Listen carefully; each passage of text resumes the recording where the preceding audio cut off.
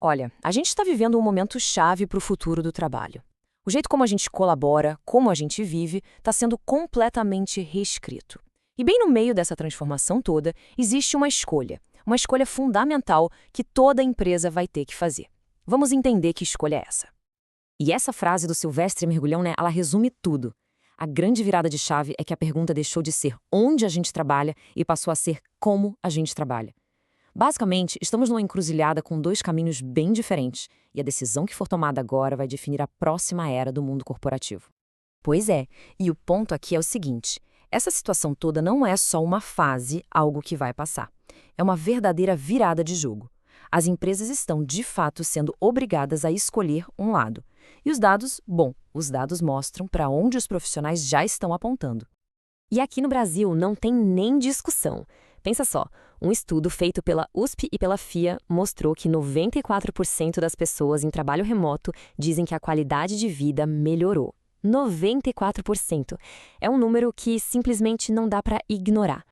E não é só uma questão de se sentir bem, não. Dados globais da HR Stacks mostram que 90% dos trabalhadores se sentem tão produtivos, ou até mais, trabalhando de casa.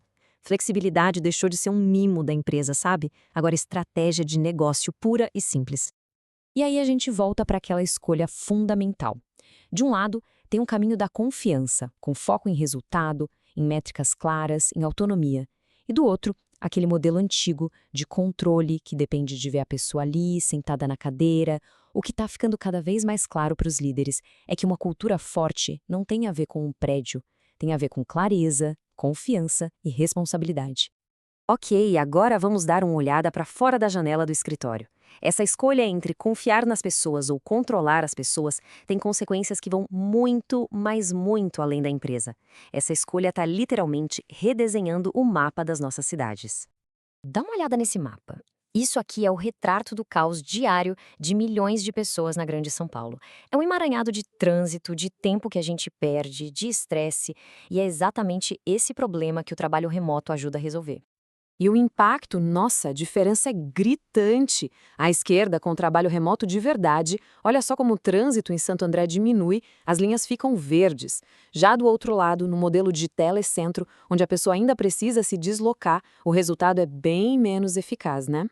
E se a imagem não convenceu, os números não mentem. No cenário de trabalho de casa, o tempo total de viagem despenca. São mais de 1.300 minutos economizados só no horário de pico, isso só na amostra desse estudo. Gente, isso é tempo de vida que volta para o bolso das pessoas. E tem mais, o planeta agradece.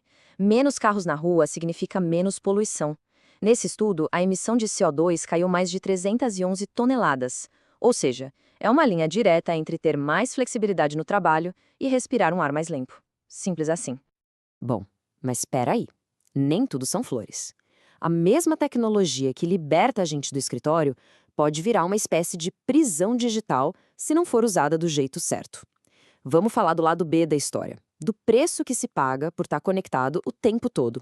A própria OMS, Organização Mundial da Saúde, já define o burnout como um problema do trabalho. E não é um cansaço normal, sabe? É um estado de esgotamento profundo causado por esse estresse crônico. E a incidência dele só aumentou com essa cultura de estar sempre online.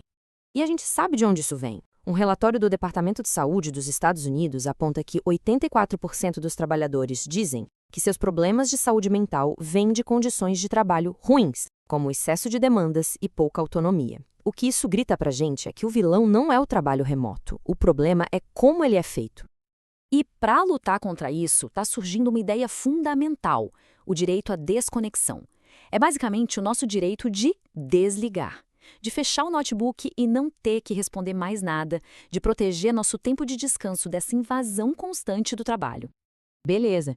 Então, como é que a gente faz para pegar o melhor do trabalho remoto e fugir dessas ciladas? A resposta está em criar novas regras para o jogo, um novo modelo de trabalho. Basicamente, são duas viradas de chave. Primeiro, trocar a supervisão de olho no olho pela gestão baseada em dados com metas bem claras. Segundo, adotar a comunicação assíncrona. Isso quer dizer que a galera pode colaborar nos seus próprios horários, sem aquela loucura de reunião atrás de reunião e a pressão da resposta imediata. E sabe o que é melhor? Funciona. Um relatório da McKinsey mostrou que quando as empresas mudam para uma avaliação baseada em resultados, o engajamento dos funcionários sobe 27%. É a prova de que essa teoria funciona, e muito, na prática. Agora, a terceira regra. Essa aqui, para mim, é a que muda o jogo de verdade. É começar a tratar a saúde mental não como um benefício, um plus, mas como um indicador-chave de performance, um KPI mesmo.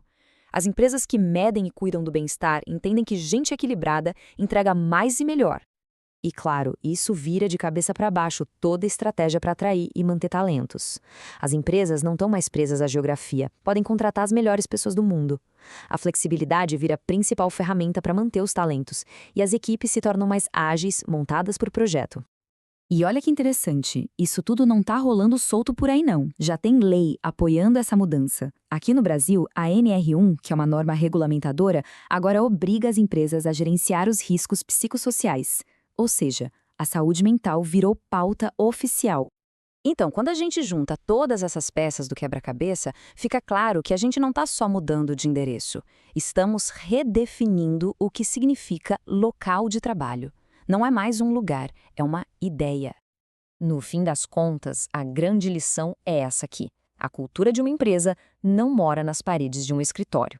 Ela é construída com comunicação clara, com confiança de verdade e com um senso de responsabilidade que é de todo mundo. E tudo isso leva a gente para uma última reflexão. Com toda essa evolução, a gente está só criando um jeito mais flexível de trabalhar? Ou estamos, de fato, diante de uma chance única de construir um futuro de trabalho que seja fundamentalmente melhor, mais humano, mais eficiente, mais sustentável? A escolha está sendo feita agora, nesse exato momento.